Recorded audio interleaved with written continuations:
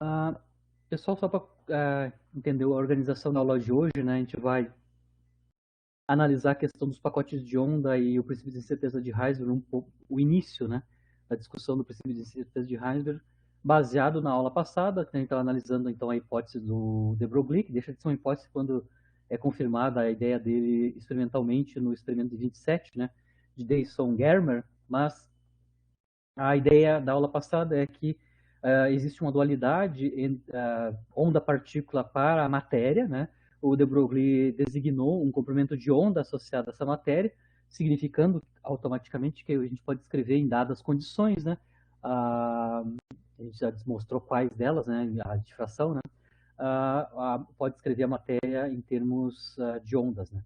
O que a gente vai discutir na aula de hoje é como é que a gente reintroduz, né, do ponto de vista de onda, né, minimamente a localidade de partículas que é típico da mecânica clássica, né, onde a gente pode escrever a dinâmica de uma partícula a partir do espaço de fase, né, ou seja, a partir da designação da posição e do momento da partícula, toda a dinâmica em mecânica clássica está determinada. Né?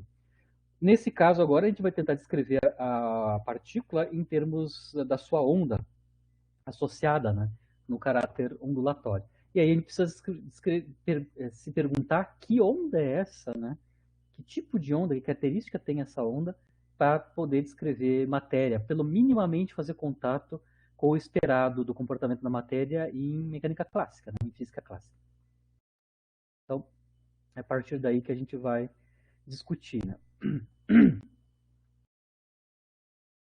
Ah, o nosso exemplo mais trivial, né, de onda monocromática, onda plana, né, a princípio ela não serviria muito para descrever a matéria, porque a onda plana é um objeto completamente deslocalizado no espaço, né. Mas só para a gente lembrar as propriedades de uma onda, né, eu vou usar a onda monocromática como uma primeira discussão. No caso aqui, claro, eu vou me limitar ao movimento unidirecional, né, numa única direção, que agora eu estou tentando analisar que tipo de onda me descreveria uma partícula livre se deslocando em uma direção, uma determinada direção, né? Com uma determinada velocidade, obviamente, se ela está livre com uma determinada velocidade. Só para lembrar as características da onda plana, né? A gente pode descrever a função de onda, que depende da posição e do tempo, como uma função periódica, onde o argumento dessa função periódica inclui o comportamento espaço-temporal, né, dessa onda se propagando, né.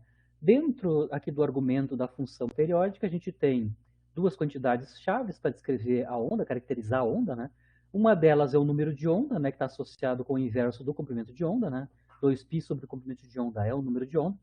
E também a frequência, né, a frequência angular, né, a frequência angular da onda propagada, né, que está relacionado diretamente com a frequência em hertz dessa onda monocromática, né, na forma de 2π sendo a frequência angular. Né.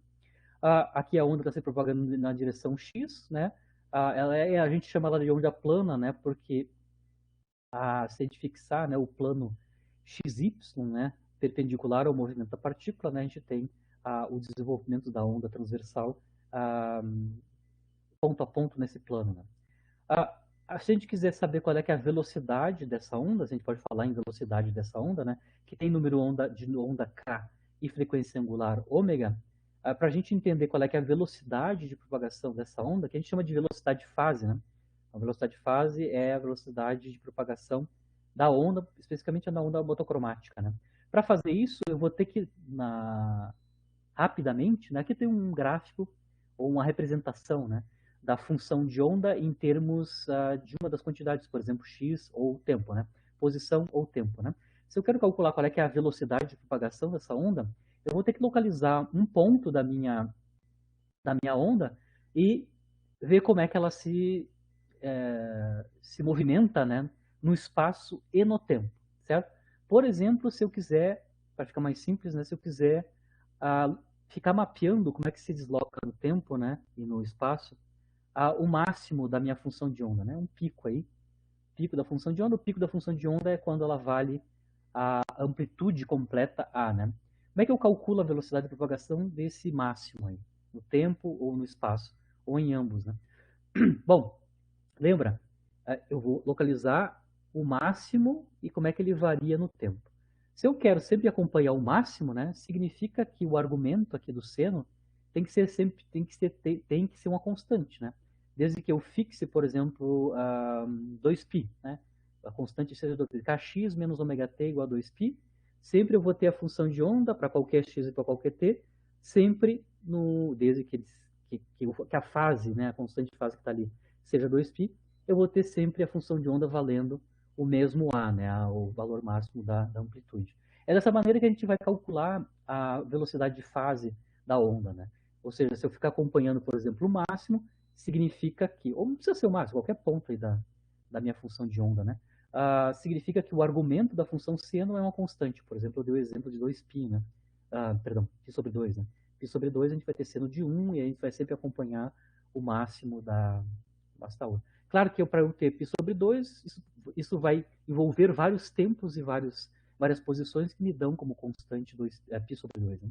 Mas o ponto principal é que se eu ficar acompanhando algum ponto da minha onda monocromática, né, eu terei que requerer, né, que o argumento do seno seja uma constante, né, e dessa requerimento que eu estou acompanhando um ponto específico da função de onda, a gente pode calcular a velocidade de propagação. Se eu derivar ambos os lados, né, no tempo, essa equação aqui, eu consigo mostrar que a velocidade, que é dx dt, né, ou seja, quando eu derivo o primeiro termo, eu vou ter k dx dt menos ômega igual a zero, né, isola a velocidade, né, que é o dx dt, que é a velocidade de fase da onda. Né? A gente consegue mostrar explicitamente que para a onda plana, né, a velocidade de fase é basicamente ômega sobre k, né, a frequência angular da onda e seu número de onda.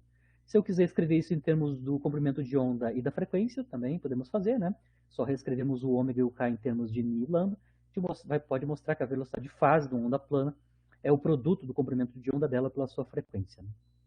Essa é a velocidade de propagação daquele ponto que eu escolhi para propagar. Essa é a velocidade de fase. Né? Vamos supor, então, a gente já sabe que não, né? Mas vamos supor que a minha onda de Broglie seja descrita, a minha partícula, que eu conheça o comprimento de onda de Broglie, ela seja descrita por uma onda plana.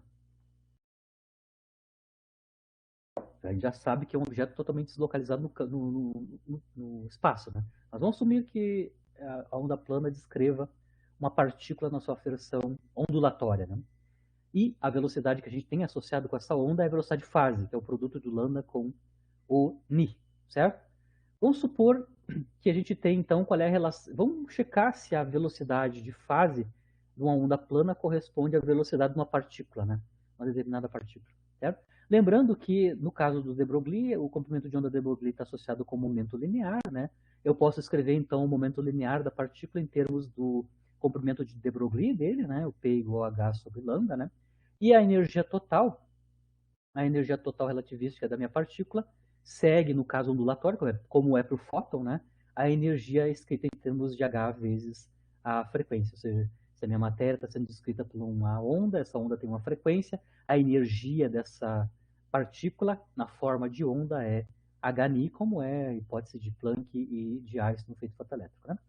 Se eu for calcular quanto é que é a velocidade de fase, né, a velocidade de fase que é o produto lambda-ni, usando a informação da partícula, né, o lambda é h sobre t, ou seja, h sobre o momento linear da partícula, né, que está sendo descrita por uma onda, né, e o ni pode ser escrito em termos da energia, né, energia por h nos dá a frequência. Esse produto do lambda-ni nos dá a razão, energia total relativística da partícula dividido pelo momento dela, né.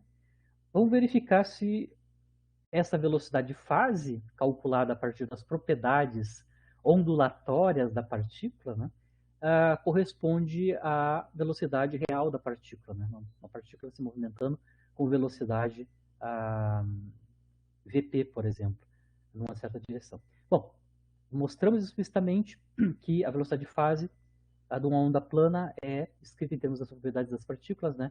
É a razão da energia pelo seu momento, né?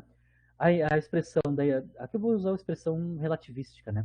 Expressão geral relativística da relação entre a energia total relativística, o momento e a energia de repouso da partícula, né? O E quadrado é PC2, é PC ao quadrado mais a energia de repouso ao quadrado. Então, tem a relação direta em termos do momento, né? da energia total relativística e o momento embaixo, dividido pelo momento. O que eu vou fazer aqui é isolar, né, no numerador a c quadrado, né, com isso eu tiro um c velocidade da luz para fora. Colocamos para dentro da raiz quadrada o p, que fica um p quadrado, então eu vou dividir por p quadrado ambos os termos. Né? O que sobra quando eu divido por p quadrado ambos os termos é essa raiz quadrada aqui. C multiplicado por raiz quadrada de 1 mais uma quantidade que é basicamente o quadrado de massa vezes c da partícula dividido pelo seu momento linear. Não importa o que eu estou fazendo aqui, eu consigo mostrar que a velocidade de fase aqui não representa a velocidade de uma partícula realística, porque a velocidade de fase, representada por uma onda plana, né, ela dá uma velocidade maior que a da luz. Então, ó, claramente, uma onda plana não pode estar representando uma partícula com velocidade finita, especificamente. Né? Então, velocidade de fase não é a velocidade relativa à onda que eu devo usar para representar a velocidade da partícula. Né? Ou seja, que tem conexão com a velocidade da partícula. Velocidade de fase, no caso da onda plana, é ultra-relativística. Não é velocidade de uma partícula real. Né? Vejam bem que no caso do fóton, essa expressão de velocidade de fase é super tranquila. Né? Ela funciona. Como a massa de repouso ou a energia de repouso do fóton é nulo, né? Basicamente o que eu vou mostrar é que a velocidade é exatamente c, né? Essa razão aqui, E por P, para o caso do fóton, dá C. Então, no caso do fóton, não tem problema nenhum, a gente obtém uma velocidade de fase, que é exatamente a velocidade de propagação da onda eletromagnética, né? Mas para partículas materiais, não, né? A velocidade de fase é ultra-relativística, então é muito maior que C, né? Então, não pode representar a velocidade de uma partícula se eu estou representando ela por uma onda plana.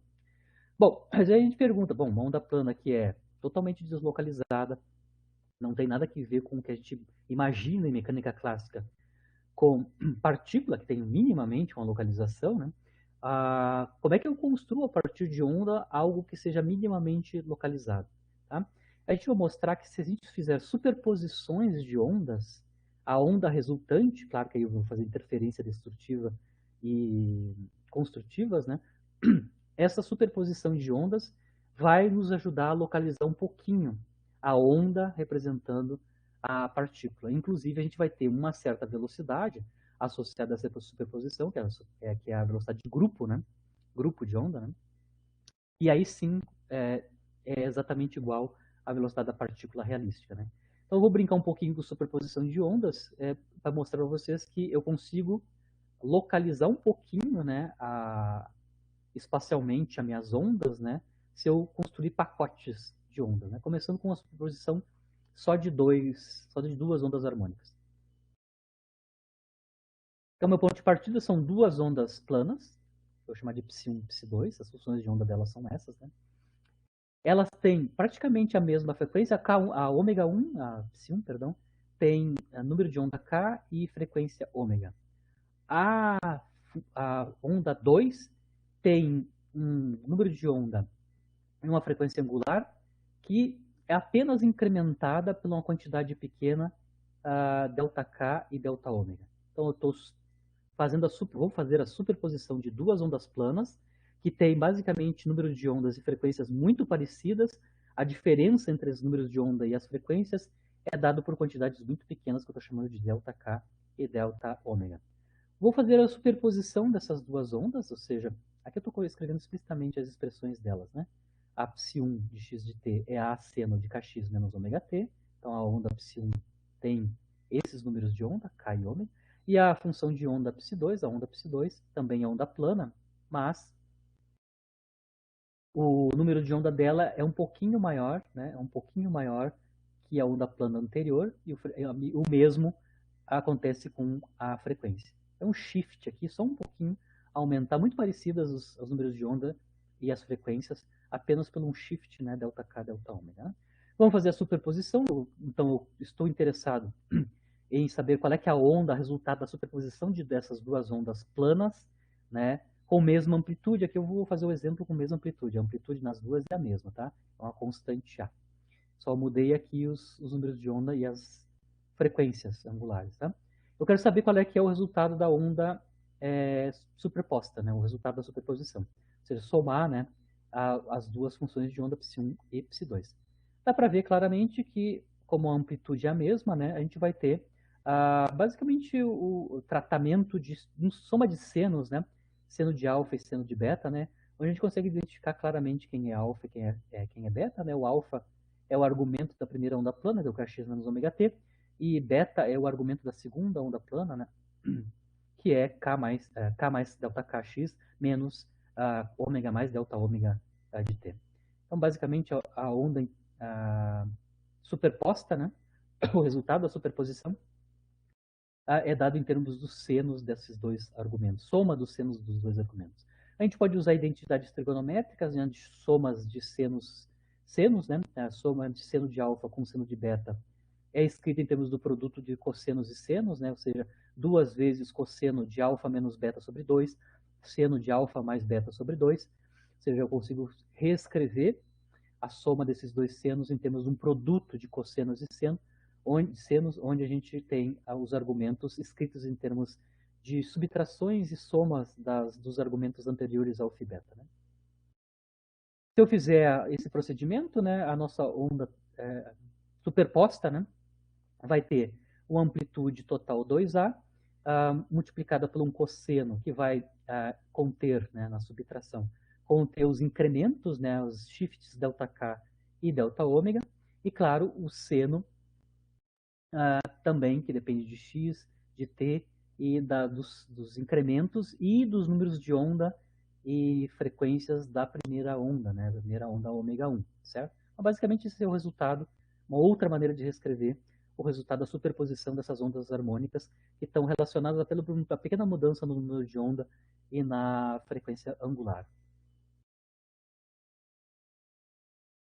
Se a gente tomar, como eu estava comentando com vocês, né, os incrementos, né, ΔK e ΔΩ muito pequenininhos, o incremento muito pequeno, a gente consegue ver que basicamente no argumento do seno, basicamente a gente pode se livrar dos ΔK e ΔΩ, a gente vai obter, no caso da função seno, nesse limite, né, do ΔK e ΔΩ pequenininhos, pequenininhos no sentido que eles são muito, muito, muito menores que K e ômega da primeira onda, né? O seno vira, então, um seno de Kx menos ômega t, que é uma onda harmônica, né? A gente escreve uma onda harmônica.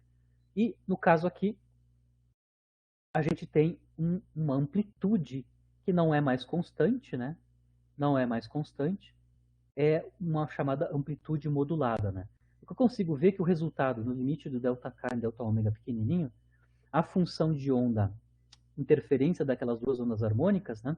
Basicamente ainda é uma onda harmônica para a forma de seno de Kx menos ômega t, mas a amplitude agora não é fixa, a amplitude depende tanto da posição quanto do tempo. Isso significa que a gente tem uma onda plana com amplitude modulada, né? Ou seja, essa amplitude aqui chama o que a gente denomina, né, de envoltória da onda, né? Ou seja, a envoltória da onda é dada pela essa função aqui, né, que é a 2A cosseno de ΔK sobre 2x menos ΔΩ sobre 2t, e dentro dessa envoltória, que é a amplitude, né, nós temos as ondas planas se movimentando com o número de onda k e frequência angular ômega. Né? Aqui em cima eu estou mostrando qual é que é o resultado desse procedimento, né, de interferência de duas ondas planas muito parecidas no K e no ômega. Né? O que eu vou ter não é um objeto totalmente deslocalizado, como é o caso da onda plana pura, né? Mas eu já começo a ter uma certa concentração, né?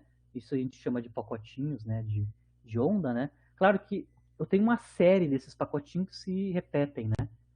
Não é bem isso que eu quero, né? Eu vou ter que dar um passo além, mas eu já consegui fazer algumas localizações espaciais. O que eu estou chamando de envoltória, que é essa função que é a amplitude modulada, né? Basicamente aqui na minha representação gráfica, aqui está a função de onda, por exemplo, para t fixo e em função de x, né? O pontilhadinho aqui representa, os pontilhadinhos, né?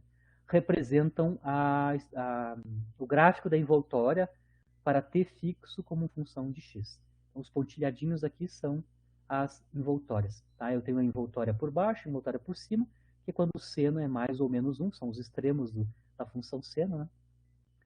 Isso vai funcionar como uma envoltória, e a onda se propaga aqui dentro dessa envoltória, dentro da envoltória. Mas isso eu já consegui alguma localização. No contexto de onda, né, esse tipo de interferência que a gente está mostrando aqui, né, interferência de duas ondas harmônicas com frequências e números de onda muito parecidas, é o fenômeno de batimento de ondas, né? Que é estudado na Física 2, eu acho. Mecânica clássica acontece isso também para osciladores, né? Osciladores forçados, né, sem amortecimento, acontece um fenômeno muito parecido com esse no caso de oscilador harmônico, né? Batimentos.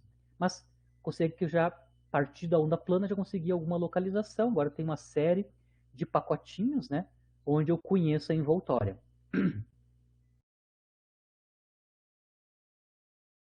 Ou seja, eu tenho um grupo, né, um grupo de ondas se propagando e elas são delimitadas pela envoltória, certo?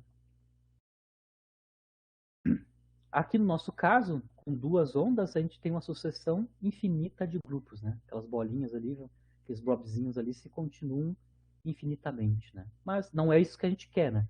Se a gente quer que aquela onda descreva minimamente o mais parecido possível com a partícula, a gente tem que ter só um único grupo, né? Um único grupozinho e não repetições. A gente tá andando um pouco. Agora surge um novo deslocamento da onda que vai além da velocidade de fase, como a gente acabou de mostrar. A gente pode também tentar mapear qual é que é a velocidade do grupo. A velocidade de grupo, um conjunto de grupos, né? A velocidade de grupo, basicamente, é a velocidade da envoltória. É a velocidade da envoltória. Eu quero calcular aqui explicitamente quanto é que é a velocidade de grupo, que é definido como a velocidade da envoltória.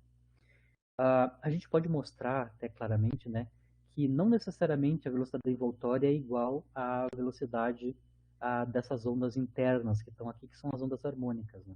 Não necessariamente essas duas velocidades são iguais. Né? Mas eu quero ver qual é que é a velocidade da envoltória. Eu vou definir quanto é que é a velocidade da envoltória. Né? Para definir a velocidade da envoltória, eu vou fazer o mesmo procedimento. Né? Eu vou olhar um ponto aqui da envoltória, por exemplo, um ponto máximo aí da envoltória, um pico da envoltória, e vou ver que em condições eu vou mapear espacialmente, temporalmente, aquele máximo ou aquele mínimo da envoltória. O mesmo procedimento que a gente fez no caso da onda plana anterior. Né? Para fazer isso, eu vou impor, claro, que o cosseno, né, dessa tralha toda aqui, que é o ΔK sobre 2x menos ΔΩ sobre 2t, seja uma constante, porque aí eu vou estar sempre mapeando o mesmo valor para a minha envoltória, né? O mesmo valor da amplitude modulada. Né? Se eu fizer isso, ou seja, impor que o argumento do cosseno seja uma constante derivada dos dois lados, eu consigo mostrar que a velocidade de grupo, né, que é quando eu derivo esse argumento do cosseno em ambos os lados, né, ou seja, imponho que esse argumento é constante para acompanhar um ponto da envoltória, né, no tempo e no espaço, eu vejo que a velocidade, né, a velocidade de grupo agora vai depender então do incremento na frequência angular e o incremento no número de onda, como a gente viu, né?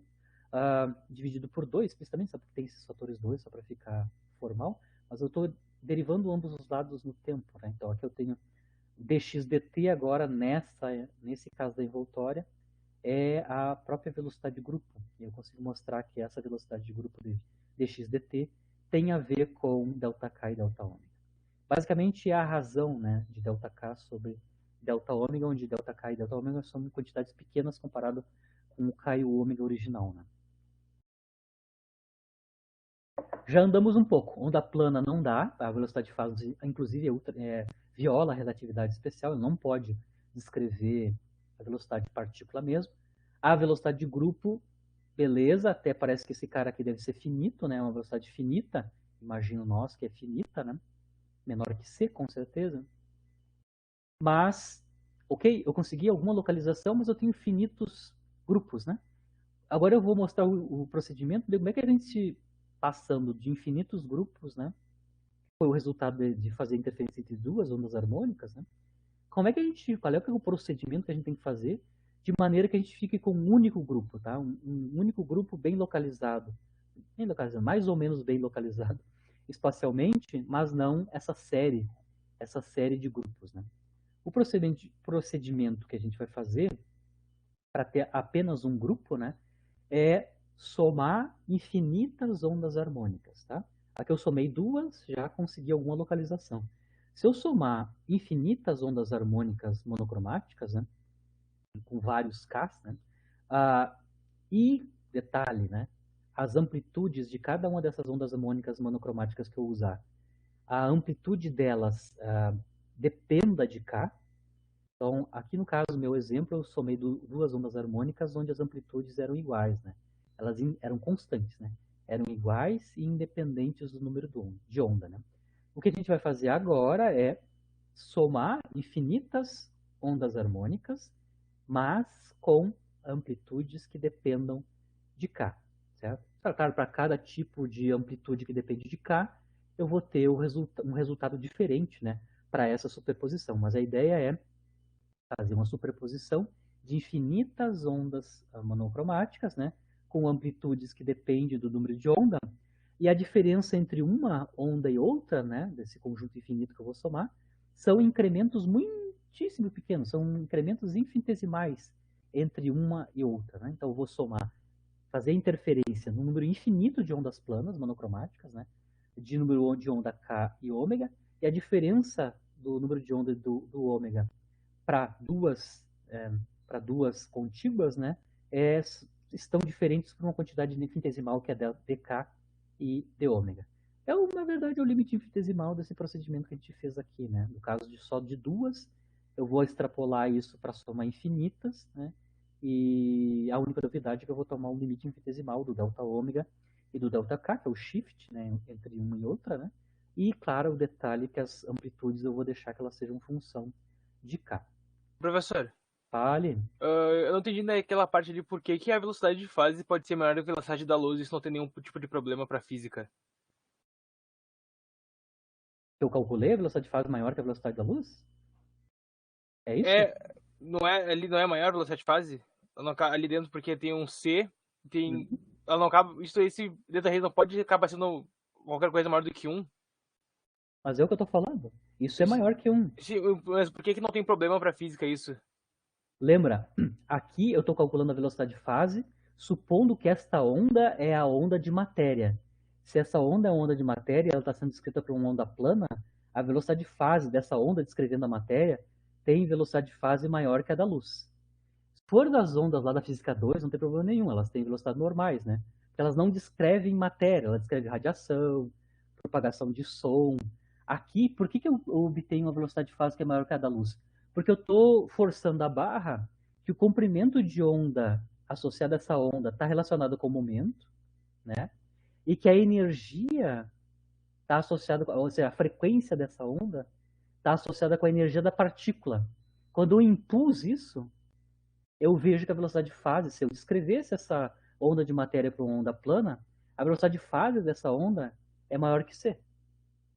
Ah, ok. Lembrando que eu não estou falando de onda usual. Eu estou falando especificamente de uma onda que descreve matéria. Se ela descreve matéria, ela tem que obedecer comprimento de onda de Broglie e, dada a frequência dessa onda, eu tenho que obter a energia daquela partícula. Né? Então, se eu uso uma onda plana para descrever matéria, e a matéria tem que obedecer essas relações para momento e energia, eu consigo mostrar que essa onda plana vai ter uma velocidade de fase maior que a da luz. Ah, ok. E agora na envoltória também, a gente não podia fazer o raciocínio que a gente faz em Física 2 de descrever o interior pela envoltória? Ou se a gente não pode, por que a gente não pode? Sim, eu vou agora, eu já calculei para vocês, no caso simplório de duas, quanto é que é o valor da velocidade de grupo, né? É a Uhum. velocidade da envoltória. Eu vou mostrar para vocês, passo a passo, que a velocidade da envoltória, no limite desse que eu estou somando, né, infinitas ondas monocromáticas, né? Eu vou mostrar que a velocidade da envoltória, né? Sim, ela é exatamente igual à velocidade da partícula clássica. Ah, ok, obrigado. Então deixa eu molhar o bico aqui que eu estava falando. Como é que a gente vai fazer essa superposição de maneira que eu fique com uma única envoltória, ou seja, um único grupo, né? Eu vou fazer esse procedimento, vou somar infinitas ondas monocromáticas, com o detalhe que a amplitude delas tem que depender do K, e a diferença entre uma onda e outra monocromática é um incremento infinitesimal no número de onda e na frequência angular, certo? Esse procedimento de somar infinitas ondas monocromáticas, ou seja, soma de infinitas ondas planas, é o que a gente chama de transformada de Fourier, matematicamente, né? Se eu vou fazer a soma física desse infinito número de ondas monocromáticas, o que resulta do ponto de vista matemático é calcular uma transformada de Fourier, que a gente tem com condições de calcular analiticamente matemática. Então aqui as minhas ondas planas que eu vou utilizar vão ter, cada uma delas, né, vão ter esta forma, tá? Tem forma de onda plana, eu já estou escrevendo de maneira mais completa, né, a onda plana em termos de uma exponencial complexa, lembrando que usando forma de Euler, né, a exponencial e na i kx menos ômega t, a parte real dela é uma função periódica real de kx menos ômega t, e a parte imaginária dela envolve o seno de kx menos ômega t. Eu estou só assumindo que a minha função de onda pode ser uma função complexa de variável real, né, mas a parte real dela é exatamente as ondas harmônicas que a gente já estava analisando anteriormente, né? E o detalhe, é só para compactar a notação, né? E o detalhe principal, né, é que agora as amplitudes são permitidas a terem uma dependência no número de onda. O meu exemplo anterior, os As eram constantes, né? Eu não mudei. Então, estou fazendo o caso geral aqui, onde o meu ponto de partida é somar um número infinito de ondas desse tipo. São ondas planas, só com amplitudes que dependem de K, né? Fazer essa soma infinita, ou seja, obter a superposição desse número infinito de ondas, né, seria fazer uma soma sobre todos os números de ondas possíveis, né, desde menos infinito até mais infinito, né, ou seja, estou integrando em K, né, em vez de somar em K, eu vou integrar em K, né, as diversas ondas planas, cujas amplitudes dependem de K. Se a gente olhar o que está aqui, a menos essa coisa que está na frente, só para identificar que isso aqui é um transformado de Fourier, né, a onda resultante, né, da interferência do número infinito de ondas planas, que tem amplitudes que dependem de K, matematicamente é uma transformada de Fourier. Né? É esse tipo de integração matemática que eu vou ter que utilizar para obter o resultado da interferência. Né? Lembrando que no nosso caso, né, a frequência angular é uma função de K, né? Lá da definição da velocidade de fase, né? A velocidade de fase era ômega sobre K, né? Então ômega é uma função de K especificamente, né? Só para lembrar o que é uma transformada, ou nunca viram, já vou dizer o que é uma transformada de Fourier, né? Mas acho que sim, vocês viram o que é uma transformada de Fourier, né? Então se eu tenho uma função de uma variável, a f de x, né? Eu quero calcular a transformada de Fourier de uma função f de x, eu calculo matematicamente a transformada de Fourier dessa forma, né? A minha função transformada de Fourier é 1 sobre 2π, raiz de 2π, né? A integração de menos infinito até infinito na variável x. O produto, o integrando aqui é o produto da função, que eu estou calculando a transformada, né? Multiplicada por e na menos i kx. Então, obviamente o resultado dessa integração, como eu estou integrando x, é uma função de k, né? Então aqui eu estou só explicando o que é uma transformada de Fourier de uma função f de x. A própria função, sabido a transformada de Fourier, eu posso obter a própria função original, né, a mãe, né, através da transformada de Fourier inversa. Né? Então, a f de x é definida como 1 sobre raiz de 2π, a integral de menos infinito até infinito, agora a integral é em k, né? Troco o sinal da exponencial, e na i kx, né? E integro a transformada de Fourier f de k. Né? O resultado dessa integração é uma função de x. Então, a transformada de Fourier inversa. Por que eu estou falando isso do ponto de vista do matematiquês? Né? É que se a gente olhar a função de onda obtida como resultado da superposição do número infinito de ondas planas desta forma aqui, né? O resultado que eu obtenho, se vocês olharem a cara matemática, né? É exatamente a transformada de Fourier de uma função de x. A psi de x, fixado o tempo, né? É exatamente a transformada de Fourier inversa, né? Onde eu já consigo até entender quem é a transformada de Fourier nessa transformada de Fourier inversa aqui. São as amplitudes AK, né? Então, se tu comparar essa expressão, que é a física, né? Com a expressão da transformada de Fourier inversa, né? Você consegue ver claramente que o A de K, que são as amplitudes, né? Que a gente permite que elas tenham dependência em K, são as transformadas em Fourier inversa dessa função psi de x. Né? Só para entender o que a gente está fazendo do ponto de vista matemático e físico. Física é superposição. Matemática é identificar que a integral que a gente obtém corresponde a uma transformada de Fourier inversa, né?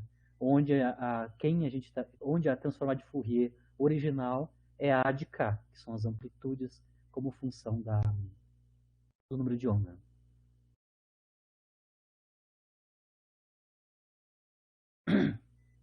Se a gente identificou que essa superposição é uma transformada de Fourier inversa, a gente pode obter o A de k a partir da função de onda. Também, tá na mesma. Ou seja, o A de k, que são as amplitudes de cada uma daquelas ondas infinitas ondas que eu vou somar, pode ser escrito em termos da transformada de Fourier da função de onda, né? Claro que aqui eu estou fixando o tempo, né? Lembrando que as transformadas aqui estão sendo tomadas sobre números de ondas e posições, né? O tempo aqui é um parâmetro apenas, né? Então, só para simplificar um pouco a nossa... Para não ficar levando menos de ômega t toda hora, eu vou calcular num tempo específico, as transformadas num tempo específico é t igual a zero, só para simplificar a nossa notação, tá? Mas se eu tenho a função de onda em um determinado tempo fixo, eu consigo obter os ADKs usando as propriedades da transformada de Fourier e a transformada de Fourier inversa, né? Vou fazer um exemplo aqui, tá? Vamos supor que eu conheço uma função de onda, descrevendo uma partícula, um sistema, né? Que tem esta cara aqui, tá? Tempo igual a zero. A função de onda descrevendo aquela onda tem esta cara. Você consegue ver que é uma onda plana, né? E na IK0x é uma onda plana com número de onda fixo K0, né? Isso é uma onda plana. Essa função de onda é uma função periódica, né? Espraiada no espaço.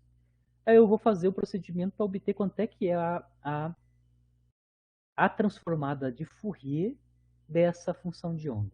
Ou seja, se eu tenho uma função de onda que é um objeto espraiado, né, não localizado no espaço, dado por essa onda plana, né, lembrando que isso aqui, a parte real, é cosseno de K0x, né, qual é que é a transformada de Fourier, especificamente dela, né, que é o A de K, né? O A de K, então, vai ser justamente 1 sobre raiz de 2π, né? O integral de menos infinito a infinito, em x, né? E na menos x e a própria função de onda. Lembra aqui, caso geral, né?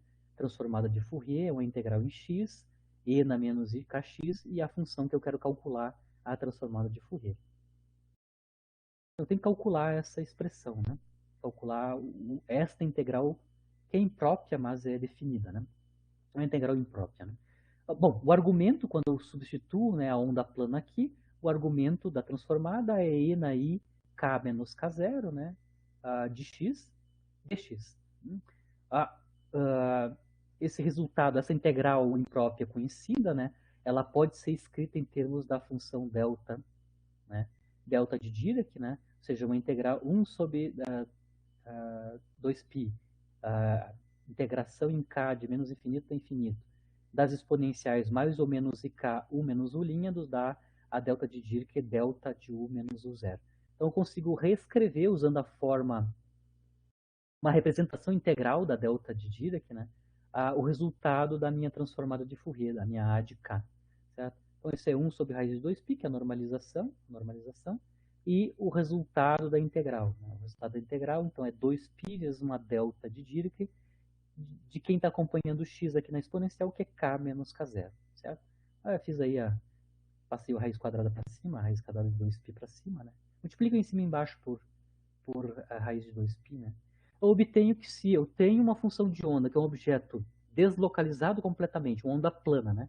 Deslocalizada completamente no espaço, a transformada de Fourier dela, que no nosso caso físico representa qual é que é a forma funcional das amplitudes daquele infinito número de ondas planas, né, que resultam nessa função de onda, né, porque essa psi de x aqui, que é uma onda plana, ela é o resultado da superposição de um número infinito de ondas planas cujas amplitudes têm esta forma funcional, A de K.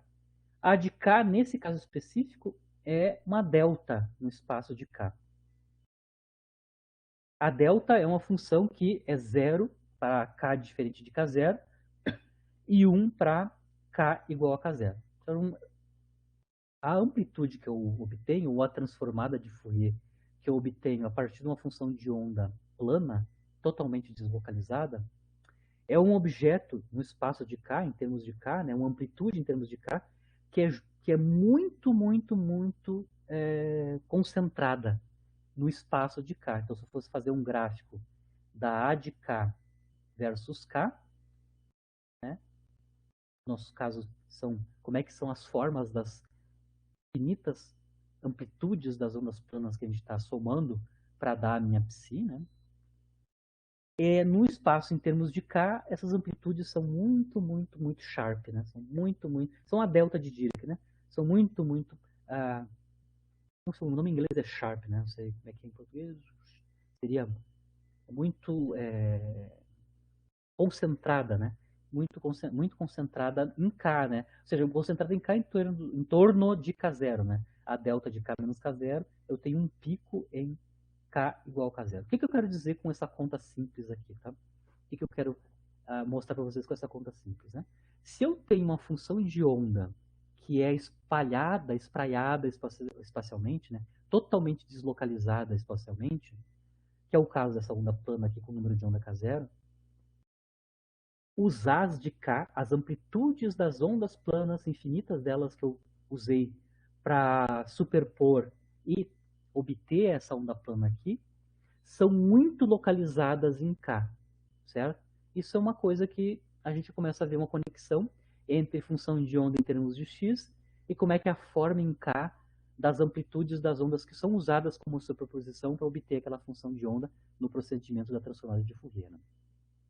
Então, função de onda ou onda totalmente deslocalizada significa que eu usei para fazer a superposição amplitudes que estão um pico exatamente, tem pico, né, muito bem concentradas, né, em torno do K igual a K0.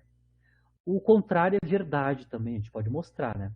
Se eu usasse uma função de onda que espacialmente é muito bem localizada, tem não está muito espalhada, né, não muito deslocalizada espacialmente, né, eu vou obter que o resultado da transformada de Fourier, que é o A de K, né, vai ser uma amplitude que é muito ampla em K. Então a gente tem essa dicotomia, assim, essa inversão, né, de valores, né. Para funções de onda concentradas espacialmente, os meus A de K tem que ser espraiados em K. Se eu quero uma função de onda espalhada completamente no espaço, bem deslocalizada, as minhas A de K são bem concentradas. São inversamente proporcionais às relações entre a função de onda e as amplitudes das ondas harmônicas que eu estou usando em termos do K, né, para superpor e gerar a minha função de onda, né. Se eu conseguir fazer esse procedimento do procedimento de superposição infinita, ou seja, transformada de Fourier, de várias ondas harmônicas para obter uma função de onda, eu posso de alguma maneira, dependendo de como é que eu modelo a minha A de K, por exemplo, né, eu posso construir uma função de onda que é bem localizada espacialmente, né. É o que a gente vai utilizar para descrever partícula livre, né? A gente vai construir pacotes de ondas localizados usando o procedimento de transformada de Fourier. Se eu quero uma função de onda, um pacote de onda bem localizado, significa que eu vou ter que usar uma forma específica, né, para as minhas A de K. Ou seja, vai ter que ter uma forma específica a minha A de K, de maneira que eu consiga localizar, usando o procedimento de transformada de Fourier, a minha função de onda que vai redescrever as partículas, né? Vai descrever a onda de de Broglie. Vamos supor que eu consiga fazer, tá? Mas eu vou dar um exemplo específico onde é que eu escolho uma A de K de maneira que eu consiga uma função de onda mais ou menos bem localizada. Lembrando que onda eu nunca vou conseguir localizar exatamente muito bem igual a mecânica clássica, igual a partícula, né? Não tem como fazer isso, tá? Eu posso fazer aproximações e ficar o mais perto possível do que a gente espera de mecânica clássica. Vamos supor que eu consiga. Eu escolha uma A de K, uma forma de A de K, de maneira que, escolhida essa A de K, eu venha escolhido corretamente a de K, esse cara aqui, né? Escolhida a dedo, né? Obviamente, se eu quero uma onda localizada, esse A de K tem que ser espraiado no espaço de K, né? Faço essa transformada e obtenho uma função de onda que está razoavelmente bem localizada. Vamos supor que isso é verdade. Eu conheço uma A de K, uma função A de K que eu consiga localizar bem a minha onda, a minha função de onda, né? Escreve a partícula. Bom, vamos nesse caso, como eu estou somando infinitas ondas, a diferença entre uma e outra é só um incremento infinitesimal. Então, quando eu faço a superposição infinitas, né, eu vou calcular qual é que é a velocidade de grupo se eu estou superpondo um número infinito de ondas planas com amplitudes A de K. Eu já mostrei que no caso de duas, né, a velocidade de grupo era delta ômega, delta K.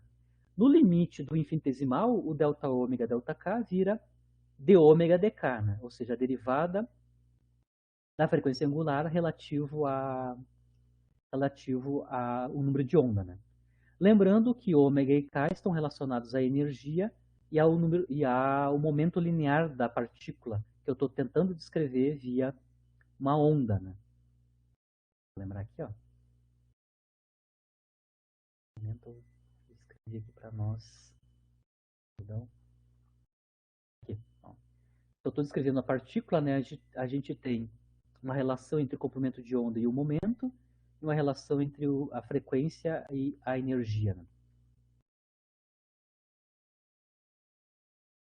Então, no limite de superposição do infinito número de ondas planas, né, a velocidade de grupo vai ser, então, é uma generalização daquele caso de superposição de duas, né, de ômega dk, mas se eu escrever ômega e k em termos da energia e do momento, né, isso pode ser escrito como, lembrando, ômega é energia sobre h cortado, k é momento linear por h cortado. Né? Ou seja, basicamente, a velocidade de grupo, quando eu superponho um número infinito de ondas planas, né, e a diferença entre uma e outra é apenas infinitésimos, né, em ômega e k, a velocidade de grupo é basicamente a derivada da energia da partícula relativa ao momento, certo? Especificamente. Muito bem. Vamos ver agora se a velocidade de grupo com essa construção, né, superposição infinita, a velocidade de grupo descreva a velocidade realística da partícula que essa onda está descrevendo, certo? Então eu vou calcular quanto é que é dp e obter a velocidade de grupo, tá? Supondo que eu obtive um único grupo pela minha superposição, né? Lembrando de novo qual é, a relação energia-momento relativística, né? O E2 é proporcional ao P2 mais o quadrado da energia de repouso, né? Se eu pegar a expressão energia-momento relativística, né, para uma partícula massiva, né, e derivar ambos os lados, né, no momento, eu consigo ver que no lado esquerdo eu vou ter como resultado da derivação em P 2e de dp, né? Lembrando que claramente o E é uma função de P, né? Então, usando a regra da cadeia aqui, né? A derivada de E2 dá 2E de dp. E no lado direito dá apenas, para a massa não vai ter dependência na derivada, então a gente só tem 2pc quadrado como resultado da derivada em P do lado direito. Né? Com isso, a gente consegue escrever quanto é que é dEdp, que é a velocidade de grupo, na superposição infinita. Né? dEdp basicamente é pc quadrado dividido por E. Né? Então, c quadrado, p sobre E. Vamos lembrar como é escrito o momento linear e a energia total relativística em termos do fator de Lorentz, lá da relatividade especial, né? E da massa da partícula, né? Se vocês lembrarem lá da física 4, né? O momento relativístico, o momento linear relativístico de uma partícula é gama m vezes v, onde v é a velocidade da partícula mesmo, né? Que no limite não relativístico, o gama vai a 1, né? Lembrando que a diferença, a única dependência aqui é qual é, que é a razão da velocidade da partícula pela velocidade da luz, né? Para uma partícula que tem velocidade muito menor que a velocidade da luz, basicamente o gama, né, é 1, e a gente tem as expressões usuais para o momento linear. Né? Mas, no caso geral da relatividade especial, o momento linear é gama m vezes v, onde v é a velocidade da partícula. Dividido para a energia. A energia total relativística, escrita em termos da energia de repouso da partícula, né? Se vocês lembrarem que E pode ser escrito como gama mc2, onde e mc2 é a energia de repouso da partícula, né? Então, lembrando lá como é que eu escrevo energia total relativística com partícula em termos do fator de Lorentz, né? A velocidade dela está lá dentro, né? E a energia de repouso. Então, eu consigo mostrar aqui explicitamente, tem um cancelamento de todo mundo aí, a menos... Só sobra Vp. Vp é a velocidade da partícula, que eu estou descrevendo por um pacote de onda resultado da interferência do número infinito de ondas planas que diferem entre si por infinitesimos, né, nas frequências e nos números de onda. A velocidade de grupo é exatamente a velocidade da partícula. Então, a velocidade da envoltória, resultado da interferência de infinitas ondas planas, é um objeto mais ou menos localizado espacialmente, né?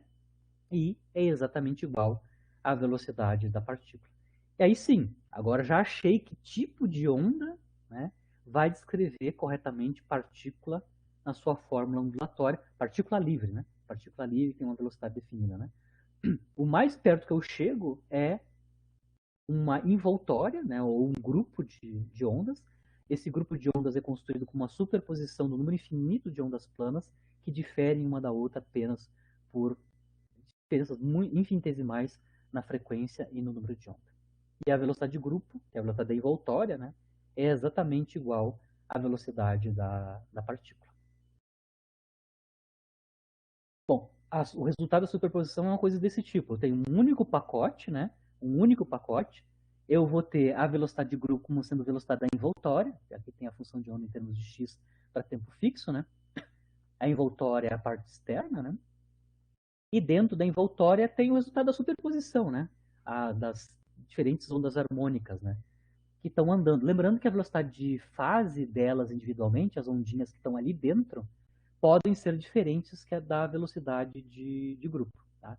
Não necessariamente a velocidade de fase interna tem que ser igual à velocidade de grupo. O que nos interessa na envoltória ou no pacote de onda é a velocidade de grupo, que eu mostrei explicitamente que ela é igual à velocidade da partícula que eu estou descrevendo pela essa onda. Nesse caso desse pacote de onda, que é a superposição, eu vou calcular quanto é que é a velocidade de fase, certo? Lembrando que como a velocidade de grupo é a velocidade da partícula, a gente acabou de mostrar um pouquinho antes, né, que a velocidade de fase é a razão E por P, né? E por P, até mostrei que essa razão E por P é maior que C, né? Então, se eu calcular, no nosso caso específico, quanto é que é a velocidade de fase, que é E sobre P, escrevemos E e P com as suas expressões relativísticas em termos do fator de Lorentz, né?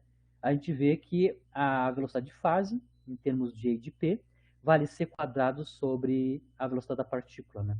Se eu multiplicar em cima e embaixo pela velocidade da partícula, eu consigo de novo mostrar que a velocidade de fase é maior que a velocidade da partícula, que é a velocidade de grupo, né? Por uma constante, né? Por um fator que é maior que 1, né? Porque eu tenho c quadrado dividido pela velocidade pela velocidade da partícula ao quadrado, né? Certo?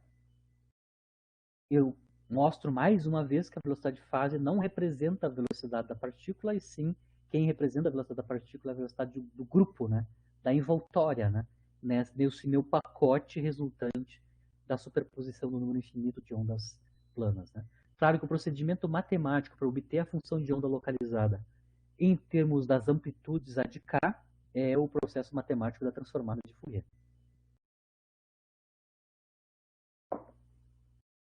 Bem.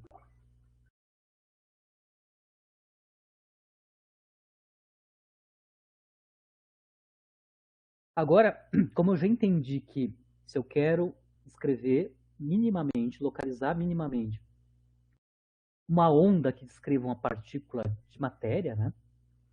Eu já aprendi que vão ser descritos por pacotes de onda, e esses pacotes de onda, a função de onda é obtida por uma superposição de infinitas ondas planas, né?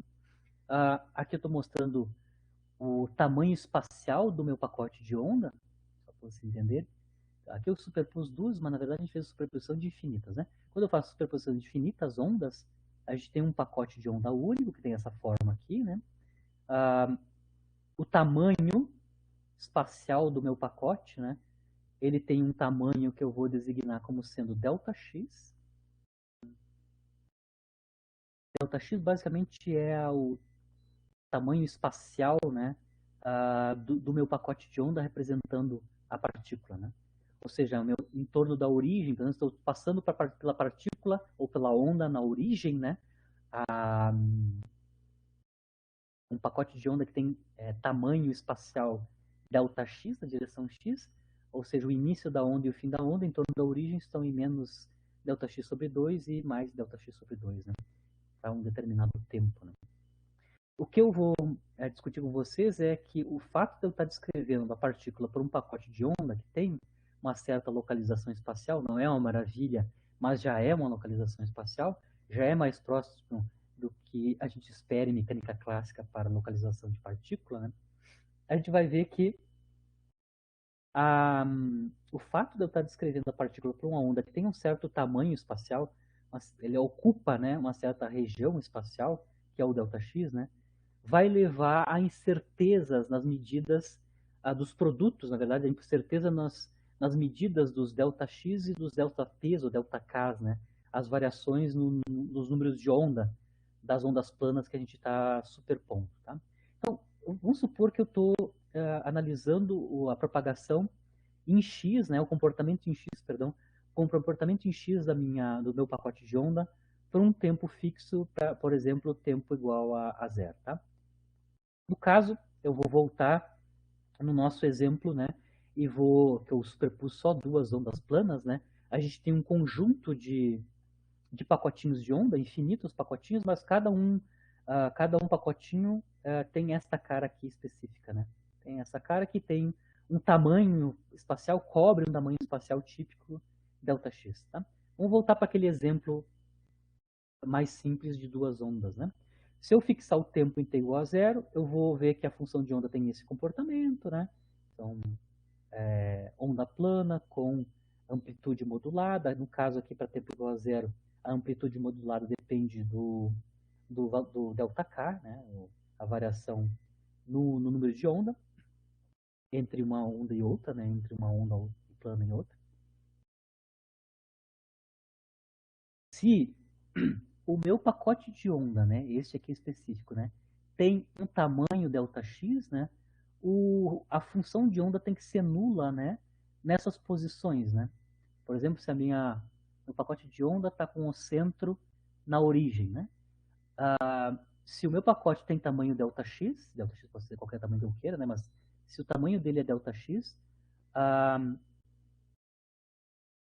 o valor da função de onda em mais Δx sobre 2 e menos Δx sobre 2 tem que ser zero, né? Tem que ser o nó, né? Tem que ser um dos nós, os nós, né? Os nós do meu pacote de onda, que tem um tamanho espacial Δx, certo? Agora eu vou ver qual é que é a condição que esse pacote de onda tem que obedecer, de tal maneira que os nós aconteçam, né, nessas localizações, né, se o tamanho, né, o tamanho espacial do meu pacote seja Δx, né. Para isso acontecer, ou seja, para eu ter nós, né, naquelas regiões espaciais específicas, né, como a função cosseno é uma função par, né, eu só vou ter vou ter vou ter zero, ou seja, os nós, né, em mais ou menos x sobre 2, né, mais ou menos Δx sobre 2, né, se a minha envoltória, na verdade, o argumento do cosseno, né, obedeça a esta condição aqui, né.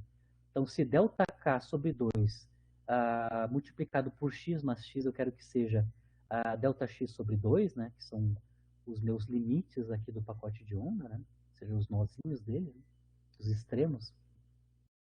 Esse produto aqui, para dar zero na função de onda, ele tem que ser π sobre 2, né? Esse produto. ΔK sobre 2 multiplicado por x, mas x mais ou menos Δx sobre 2, eu só vou ter nó, ou seja, o zero da amplitude modulada, quando este produto aqui seja π sobre 2, né? Isso leva a esta condição aqui para os ΔKs e os Δx, né? Ou seja, para eu ter dado um tamanho específico do meu pacote de onda, né, que tem tamanho total Δx, a existência dos nós, que são os limites desse pacote de onda que tem tamanho espacial ΔX. Para isso acontecer, a condição que eu tenho que impor é que ΔK, ΔX tem que ser 2π. Né? Ou seja, o produto ΔK, ΔX tem que ser 2π. O que eu estou falando aqui, para aquele meu pacote de onda ter aqui exatamente aquele tamanho espacial ΔX, eu não, o K e o X, né, os incrementos no momento, ou no número de onda, e o tamanho da envoltória não são independentes. Né? Eu tenho uma ligação entre essas duas quantidades. Né? O tamanho do pacote de onda multiplicado por o incremento no número de onda, que o ΔK, lembra aqui no caso de duas ondas, é um incremento que a gente usa entre um número de onda e outro nas duas ondas planas que a gente estava superpondo. Né? Se meu pacote de onda tem um tamanho definido, que eu estou dizendo que é tamanho ΔX, né? A condição para que ele tenha esse tamanho, ou seja, que ele tenha essa localização espacial, né, essa dimensão espacial, tem uma condição que tem que ser imposta ao ΔK. O ΔK tem que ser 2π sobre ΔX. Ou seja, o ΔK não é independente. Né? Ele depende do tamanho que eu quero para o tamanho do meu pacote de onda. Né? Se eu tenho pacotes de onda mais largos, o ΔK tem que ser pequeno. Se eu estou com pacotes de onda mais sharps, né, mais curtos, mais concentrados, né, em torno do centro, os meus ΔKs têm que ser maiores, né, nos meus incrementos que eu vou fazer lá. Mas o que tem que ficar claro aqui é que o preço que eu pago, né, para dar um tamanho finito ΔX para um pacote de onda, representando a partícula, né, é que o ΔK, né, o incremento no momento, não é independente. Ele depende explicitamente do tamanho espacial do meu pacote de onda.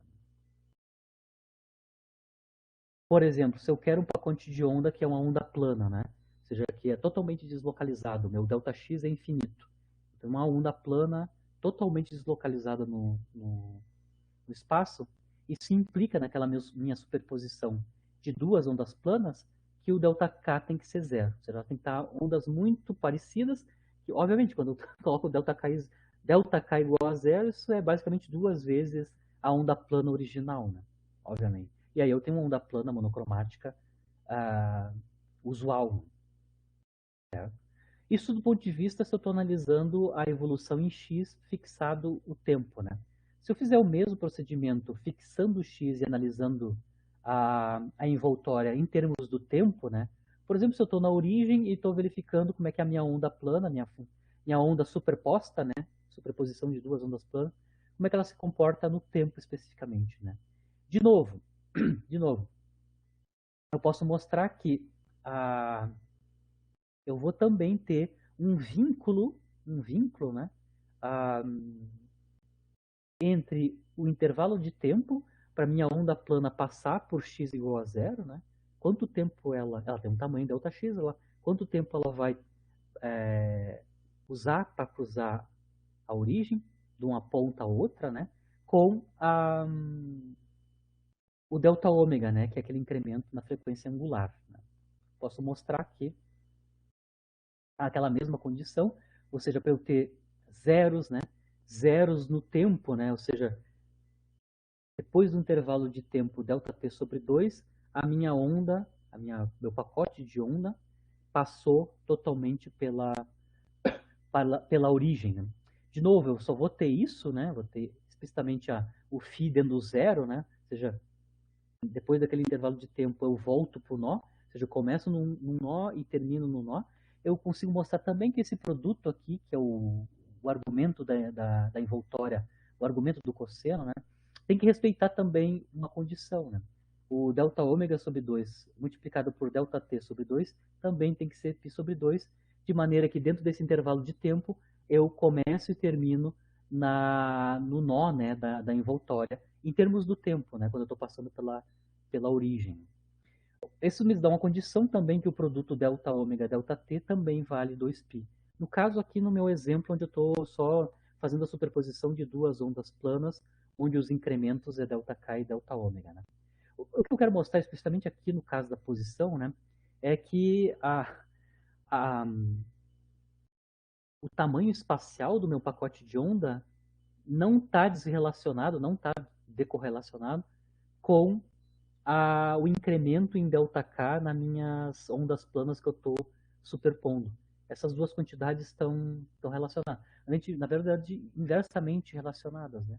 O meu incremento ΔK na minha superposição é 2π sobre ΔX, onde ΔX é o tamanho espacial do meu pacote de onda. Né?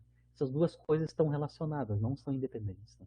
Esse é o preço que eu pago para estar descrevendo partícula por um pacote de onda, ou por ondas, né, especificamente.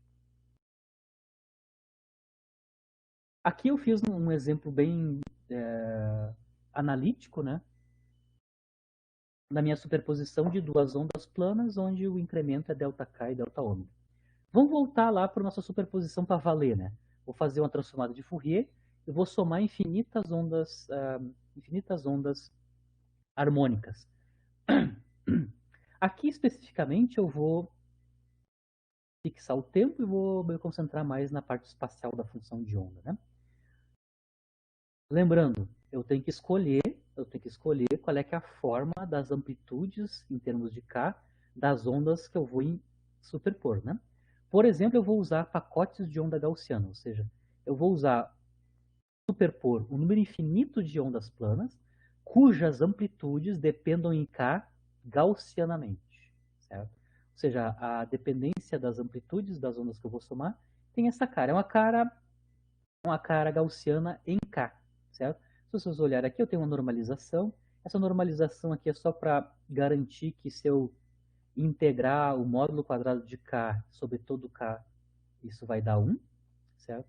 É só esses fatores que estão na frente, né, em termos da constante A, é só para garantir que a integral sobre todos os números de onda do módulo quadrado da função A de K, t igual a 0, né, dá 1. Mas, a menos a normalização, a forma das amplitudes que eu vou somar nas minhas ondas planas tem uma distribuição que é gaussiana em torno de um número de onda específico que é K0. Lembra que eu tenho exponencial, eu tenho E na menos A quadrado sobre K, K menos K0 ao quadrado. Isso é uma gaussiana centrada em K0, certo? Isso é chamado pacote de onda gaussiano. Na verdade, o resultado, né, se eu fizer uma superposição infinita de ondas planas cujas amplitudes em termos de K têm uma distribuição gaussiana em torno de K0, eu vou obter uma função de onda, que é um pacote de onda concentrado, né, que também vai ser gaussiano. Tá? Então, se eu partir das minhas amplitudes com a forma gaussiana, vou calcular a transformada de Fourier inversa para obter a função de onda correspondente a essas amplitudes aqui. Então, a minha função de onda, em termos de x e tempo igual a 0, é a transformada de Fourier inversa, né? Ou seja, eu vou obter a função de onda, meu pacote de onda gaussiano, como uma transformada de Fourier da função A de k em tempo igual a 0. Bom, toda essa tabela que está aqui na frente eu vou chamar de A0, só para não ficar escrevendo, né? Raiz de A do espino 1/4, né? Integral de menos infinito a infinito, né? Do argumento, e aí eu vou integrar em K. O argumento, basicamente, é a gaussiana, que é a amplitude A de K, mais o IKX da transformada de Fourier inversa. Se eu for capaz de fazer essa integração imprópria, eu vou obter qual é que é a função de onda resultante da interferência do número infinito de ondas planas, cujas amplitudes têm uma distribuição gaussiana em K, né, em torno de, a gaussiana em K está concentrada em torno de K0. Obviamente eu não vou atormentar vocês, né? Aqui também eu vou impor que o psi quadrado integrado em x seja normalizado a 1, mas basicamente a função de onda resultante é o resultado dessa integração aqui, né? Ela é analítica, felizmente são integrais gaussianas, são analiticamente calculáveis. Até no final dos slides eu faço em detalhe o cálculo dessa integração imprópria aqui para vocês entenderem. Mas não vem o caso, não é nosso ponto não é fazer a conta explícita da integração, mas analisar as consequências do resultado.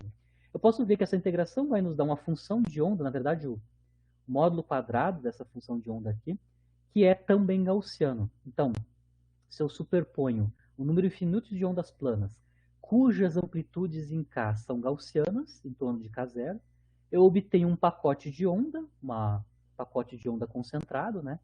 Que também é gaussiano. Se vocês olharem quanto é que é psi, né?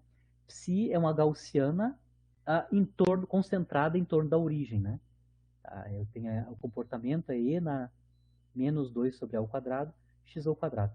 Isso aí é uma gaussiana em x. Uma gaussiana em x, claro, para tempo igual a zero, né?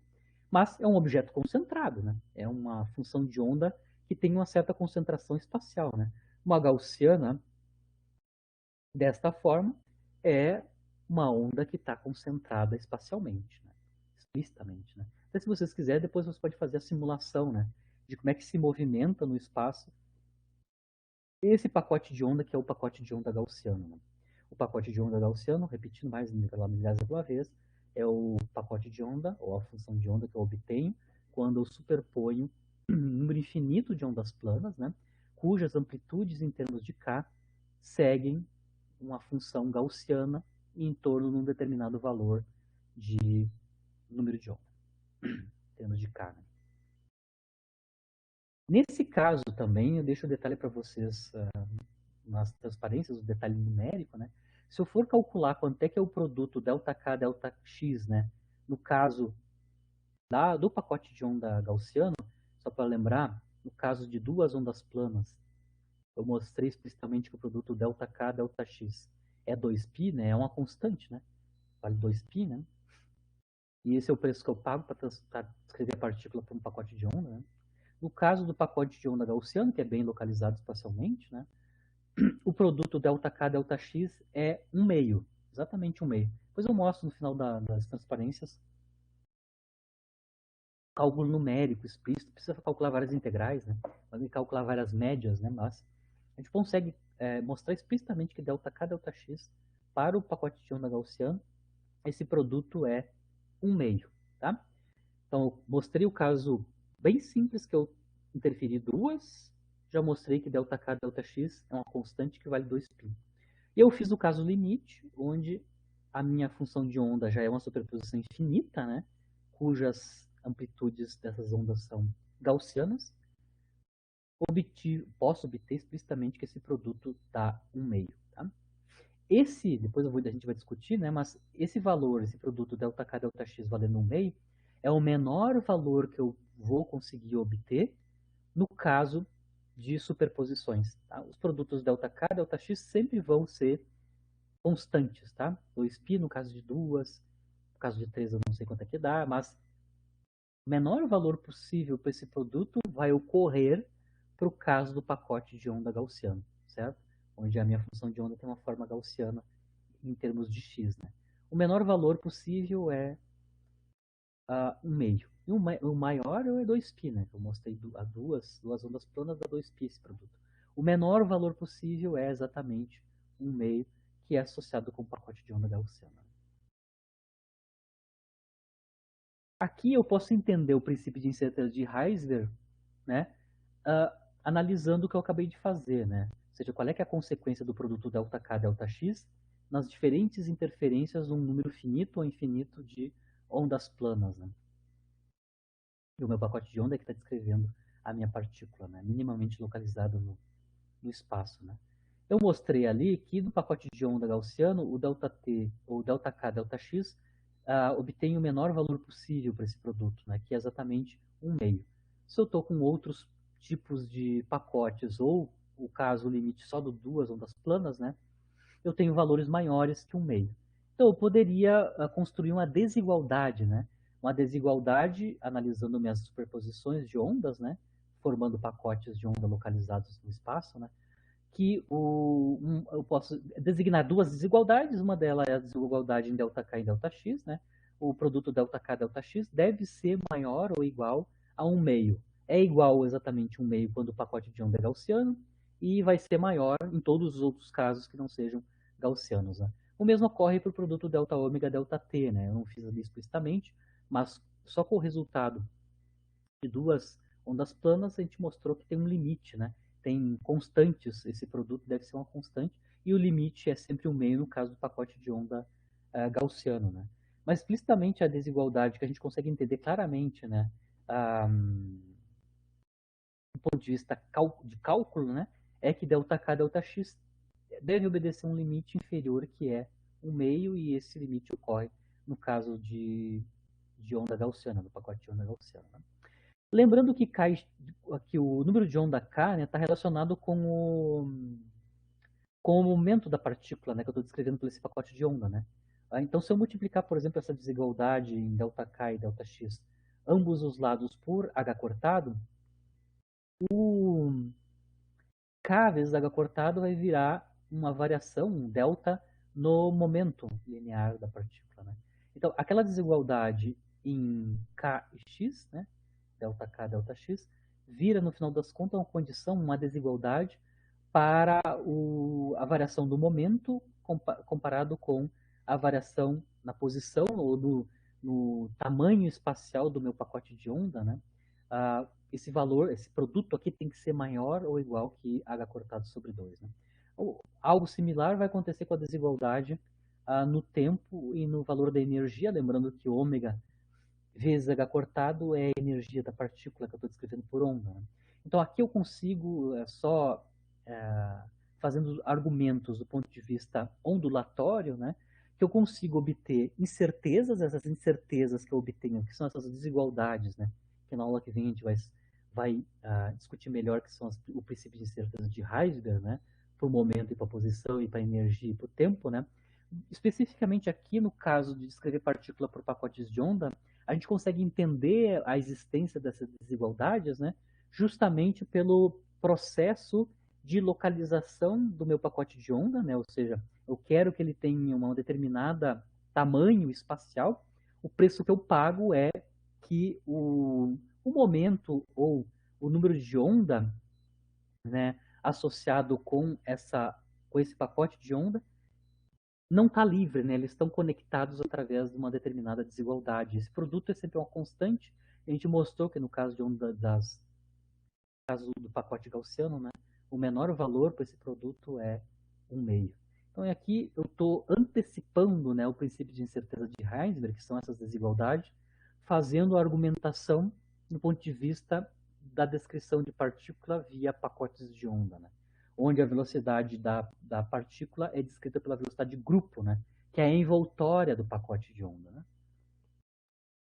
E que necessariamente pacotes de onda com tamanhos espaciais finitos, ΔX, né, vão obedecer desigualdades. Desigualdades que envolvem o número de onda e o tamanho do pacote gaussiano, ou se eu quiser escrever isso em termos do momento, né, eu vou ter, então, desigualdades que envolvem o tamanho do pacote gaussiano e o momento, né, da partícula que eu estou escrevendo. Mais formalmente, nas outras aulas, a gente vai identificar que esses deltas que estão aqui, quando a gente for interpretar eles, né, o ΔP e o ΔX, a gente vai encarar lá no formalismo de Schrödinger, na mecânica quântica ondulatória, né, como as incertezas, né, o desvio padrão, né, o desvio padrão na medida da posição e do momento. Então, ΔP e ΔX, nós vamos interpretar como sendo os desvios padrões, ou as incertezas, né, na medida da posição da partícula e na medida do momento da partícula. Essa desigualdade aqui, em termos das incertezas, as medidas de x e p, nos dizem, né, que eu não consigo medir em mecânica quântica, né, nos casos onde a mecânica quântica é a descrição correta da natureza, né, que eu não posso medir simultaneamente, com precisão arbitrária, ao mesmo tempo, momento e posição da partícula. Isso, do ponto de vista de mecânica quântica, isso não é possível, né? Eu não consigo medir essas duas quantidades, né, o P e o X, momento linear e posição, ao mesmo tempo, simultaneamente, com precisão arbitrária, porque elas vão ter que obedecer aos produtos das incertezas, né, no momento da posição, vão ter que obedecer essa desigualdade, né, que é o princípio de incerteza de Heisberg. Né? É mais claro aqui no caso de 2 pacotes, né, a gente conseguiu mostrar claramente, né, que o ΔK, né, que é aquele incremento no número de onda das duas ondas que eu estou superpondo, né, se eu fixar qual é que é o tamanho do meu pacote, né, fixado o ΔX, isso vai impor, né, impor quanto é que vale o ΔK. Né? O ΔK é a relação entre os momentos, entre os números de onda, né, das duas partículas que eu estou superpondo para para fazer a superposição. Elas não são independentes. Tá? Só para resumir o que eu quero dizer com incerteza na medida do momento e da posição. Né? Essa desigualdade tem a ver com produtos das incertezas, né? Dessas medidas dessas duas quantidades. Né? O Heisler vai argumentar isso em outro contexto, né? Não usando a questão do pacote de onda, mas com outros argumentos. Né? Em 27, vai enunciar esse princípio de indeterminação, né? Que é típico de mecânica quântica. Né? Sempre que a gente está analisando os sistemas quânticos, a gente vai ter princípios de incerteza, que no caso aqui são só para momento e posição, mas a gente vai estudar no caso geral, né? A gente tem um conjunto de princípios de incerteza que vão além do momento e da posição, né? Por exemplo, componentes do momento angular obedecem princípios de superposição, de incerteza e determinação. Várias quantidades a gente não consegue medir simultaneamente duas delas ao mesmo tempo com a precisão arbitrária. Alguns pares de observáveis a gente não consegue fazer medida ao mesmo tempo delas com precisão infinita, né, com precisão arbitrária. Né? E na aula que vem a gente vai endereçar, já que a gente descreveu já como é que sim, o de Broglie disse que sim, a partícula em determinadas situações se comporta como onda. A aula de hoje foi, e claro, ele enunciou qual é que é o comprimento de onda. O comprimento de onda de Broglie está associado com o momento dessa partícula. Né? A aula de hoje foi a discussão de que tipo de onda descreve uma partícula livre. Né? Te mostrou, resumindo a aula, né? Resumidamente, te mostrou que uma onda plana sozinha não descreve uma partícula, porque ela é completamente deslocalizada no espaço e a velocidade de fase que a gente obteve não é a velocidade da partícula. Eu comecei a construir o caso simples de superposição de duas ondas planas, fitadas no momento e na frequência angular pouco, né? A gente já começou a melhorar, a gente tem um conjunto infinito de pacotinhos de onda, né?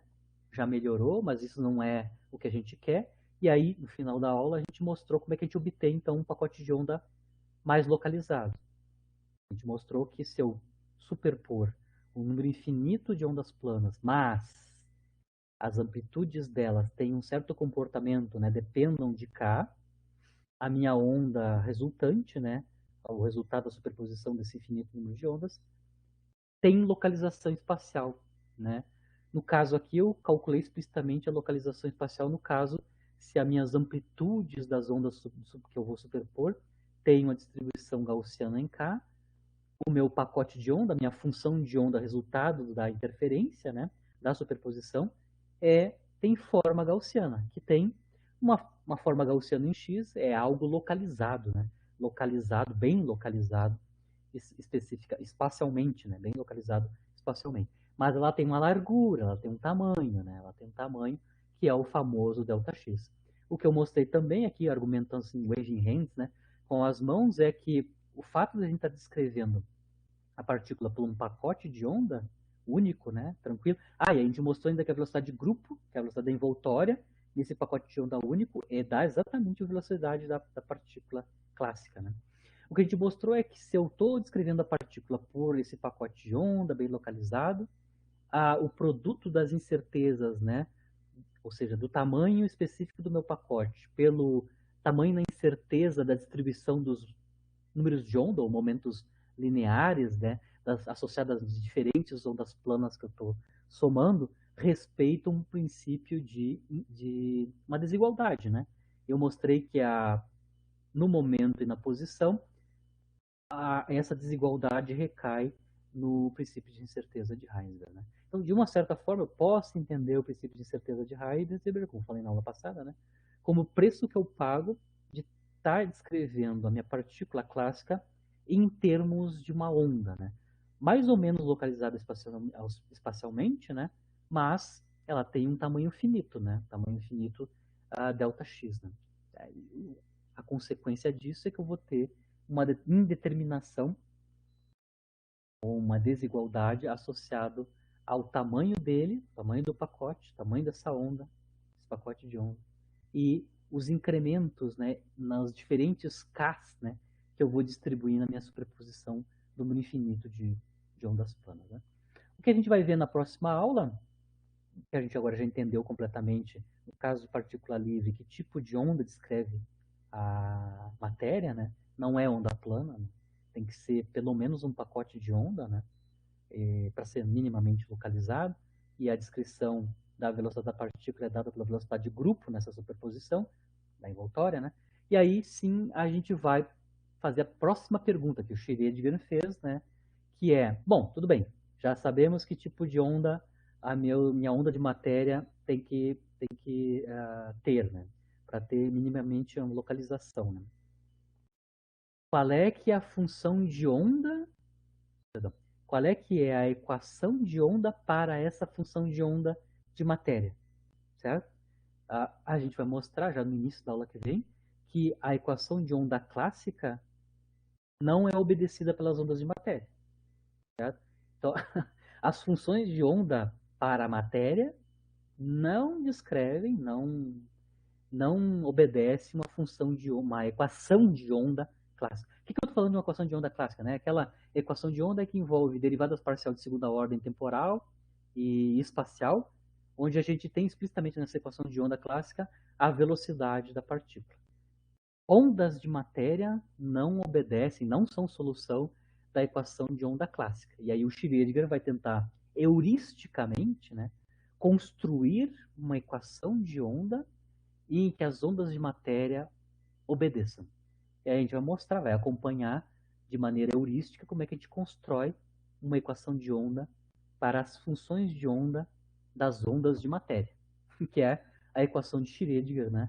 A equação de onda não relativística, né? Para as partículas, né? A gente vai começar a construir a equação de Schrödinger na aula que vem, e depois o resto do curso são resolver as equações de Schrödinger para diferentes potenciais ou forças conservativas que a minha partícula vai estar sujeita, né? Mas na aula que vem a gente vai construir heuristicamente. Lembrando, como a segunda lei é postulada, né? Ela não é derivada de lugar nenhum, né? Ela é um axioma, né?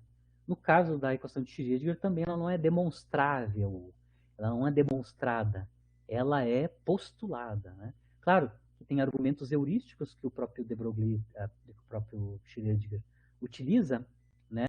Mas ela, de um certo momento, num certo sentido, ela é postulada, né? Claro que os argumentos heurísticos nos ajudam a acreditar nesse postulado, mas é um postulado, né? Como é que é a equação de onda que as ondas de matéria obedecem, a equação de Schrödinger. Então é que a gente vai ver na próxima aula, né? Na nossa sequência aí de, de mecânica ondulatória. Agora a gente vai encaminhar uma mecânica quântica ondulatória a partir da equação de Schrödinger, né? Que descreve a equação de onda para as ondas de matéria, que não tem nada a ver com a equação de onda clássica, por exemplo, que o campo eletromagnético obedece. O campo eletromagnético, o E e o B, para que descreve a radiação, o E e o B obedecem uma equação de onda clássica, né? Lá da física 3 vocês mostram isso, né? Explicitamente, né? Usando as equações de Maxwell, as 4 equações de Maxwell, vocês conseguem mostrar que os campos E e B obedecem uma equação de onda clássica, né? Derivadas de segunda ordem, temporais e espaciais, e a velocidade da onda está lá, né? A c ao quadrado aparece na equação de onda. Né?